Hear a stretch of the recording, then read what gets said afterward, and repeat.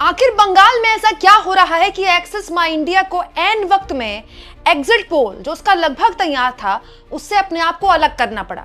बंगाल के exit poll के नतीजे एक्सिस माई इंडिया ने देने से क्यों मना कर दिया?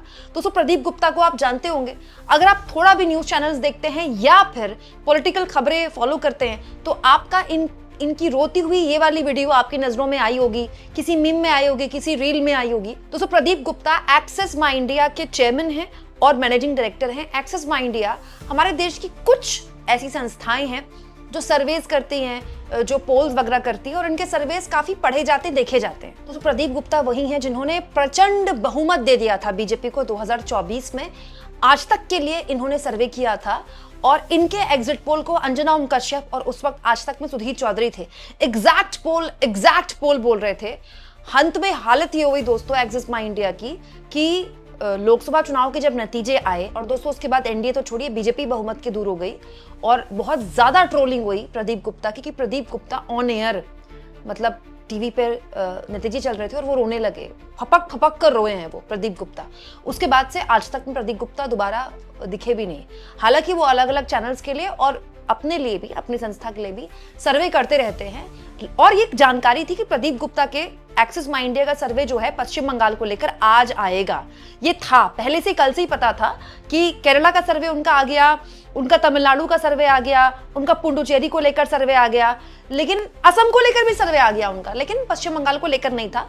ये था कि बहुत सारी सर्वे एजेंसी होती है ना, थोड़ा वक्त लेती हैं कि हम थोड़ा एनालाइज कर लें, क्योंकि कल शाम तक तो वोटिंग ही हो रही होती है। अब जानकारी ये निकल कर आ रही है कि एक्सिस माई इंडिया ने पश्चिम बंगाल का सर्वे जारी करने से मना कर दिया, मतलब एक्सिस माई इंडिया का सर्वे नहीं आएगा। ये हेडलाइन चल रही है हर जगह।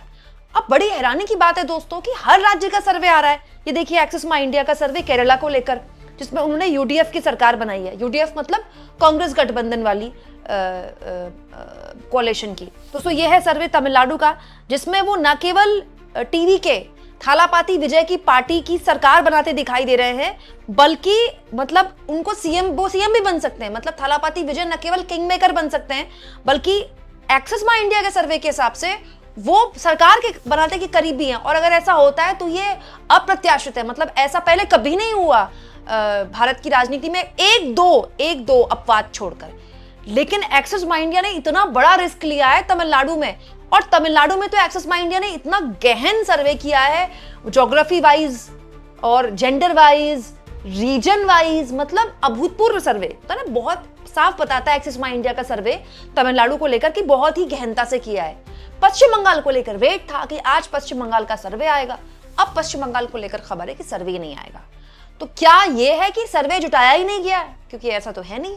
कल से प्रदीप गुप्ता को मैं देख रही हूँ सारे चैनल्स में वो बैठे हुए थे, रिपब्लिक में भी बैठे हुए थे वो। दोस्तों होता क्या है मैं आपको बताती हूँ। जैसे जो लोग वोट देकर आए हैं उनसे जो सर्वे वाले होते हैं वो चुपचाप पूछ लेते हैं। जैसे हम जो पत्रकार हैं हम तो लोगों से पूछते हैं कि भाई आपने किस मुद्दे पर वोट किया, लेकिन जो सर्वे करने वाले हैं ये आपको कहीं दिखाई नहीं देंगे, चुपचाप ये सर्वे करते हैं। जो वोट देकर आए उनसे बात कर ली चुपचाप, उनसे पूछ लिया कि भाई आपने किसको वोट दिया है, किस मुद्दे पर वोट दिया है, क्यों वोट दिया है, किस आधार पर वोट दिया है, तो फिर भी इनका सर्वे का डेटा हो जाता है। लेकिन एक्सिस माई इंडिया ने ये जानकारी दी है, कल बकायदा प्रदीप गुप्ता ने बोला है एक टीवी चैनल में कि जब लोगों को अप्रोच किया गया ना एग्जिट पोल के लिए तो लोग बता ही नहीं रहे थे। मतलब लोगों से ये निकलवाना कि उन्होंने किसको वोट दिया ये बहुत ही बड़ा मुश्किल हो गया है पश्चिम बंगाल में। देखिए बकायदा उन्होंने जो इंटरव्यू में बात बोली मैं आपको बताती हूँ। उन्होंने कहा था, देखिए जो मेथड है एक्सिस माई इंडिया का वो लोगों से फेस टू फेस बात करता है। हमने लोगों से फर्स्ट फेज में बात करने की कोशिश की, लेकिन 60 से 70% लोगों ने अपनी जुबान सिल ली और वो हाँ और ना कहने को भी तैयार नहीं थे। क्योंकि देखिए पहले एजेंसी वाले क्या पूछते हैं, आपने किसको वोट दिया, दर्शक नहीं बोले तो क्या करेगा, वोटर चुप हो जाएगा। फिर वो एजेंसी वाले और आसान भाषा में पूछेंगे या और निकलवाने के लिए पूछेंगे, इनको वोट दिया कि इनको वोट दिया, अच्छा इनको वोट दिया तो हाँ बोल दीजिए। तो शायद कई लोग इसमें हाँ ना बोल दें। लेकिन एक्सिस माई इंडिया के प्रदीप गुप्ता कह रहे हैं कि 60 से 70% लोगों ने फर्स्ट फेज की पोलिंग के बाद बताया ही नहीं कि वो किसको वोट देकर आए हैं। आगे प्रदीप गुप्ता कहते हैं, no one is ready to talk to any one in context of election, so as long as our sample is not representative on the basis of 20-30% sample, we do not believe it is right to predict any number. Pradeep Gupta कहते हैं कि बहुताया लोगों ने, 60 से 70% लोगों ने अपनी जुबानी नहीं खोली, 20 से 30% लोगों का डेटा हमारे पास है, इतना बड़ा राज्य है, 20 से 30% लोगों के डेटा में हम कैसे बता दें कितनी सीटें आ रही हैं किसकी। इसीलिए वो डेटा जो 20 से 30% लोगों का ही डेटा है उसको ना दिखाना ही ठीक है। हालांकि दोस्तों मैं मानती हूं कि प्रदीप गुप्ता का ये फैसला बिल्कुल सही है, क्योंकि उनकी कंपनी की जो क्रेडिबिलिटी थी 2024 के लोकसभा चुनाव के बाद बहुत ज्यादा गिर गई थी। तो आज भी जब एग्जिट पोल की कोई बात की जाती है या एक्सिस माई इंडिया कोई दावा करता है ना किसी भी चुनाव में, तो उनका मजाक उड़ाया जाता है। और ऐसा नहीं कि इंसान गलत नहीं निकल सकता, भाई हर कोई भी गलत निकल सकता है।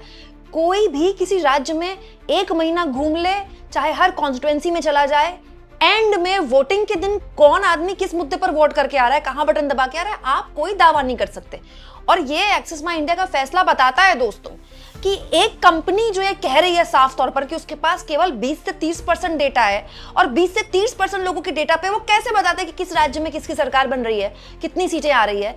ये भी बताता है कि जो ये डेटा दे रहे हैं ना, जो ये कल शाम से पता नहीं कितनी बार उन्होंने बीजेपी की सरकार बना दी प्रचंड बहुमत से, किस आधार पर दे रहे हैं, कैसे दे रहे हैं ये। इसीलिए दोस्तों लोगों का एग्जिट पोल से भरोसा उठ गया, विश्वास उठ गया। हालांकि ऐसा नहीं है कि केवल बीजेपी की सरकार बना दी, कई एग्जिट पोलों ने टीएमसी की सरकार बना दी, बट कैसे बना दी भाई, कल ही पोलिंग खत्म हुई है।